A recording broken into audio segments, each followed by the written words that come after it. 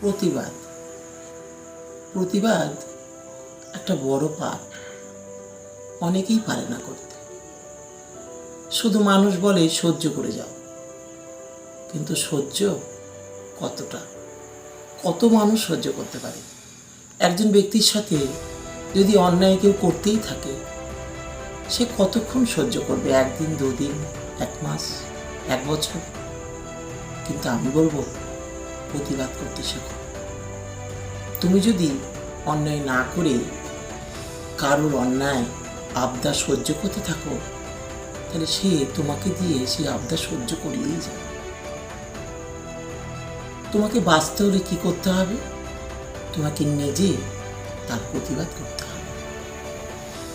জানো, অন্যায় যে করে আর সেই অন্যায়কে যে প্রশ্রয় দেয়, সমদোষী বলে থাকে। তাহলে তুমি যখন দেখছো তোমাকে অন্যায়ভাবে সাজা দিচ্ছে, তুমি তখন শক্ত লাঠি ধরো, নিজেকে শক্ত করো। তাই বলে খুন করতে বলছি না, মারতে বলছি না। কথা দিয়ে প্রতিবাদ করো, অন্তর দিয়ে প্রতিবাদ করো। তুমি বুঝিয়ে দাও যে তুমিও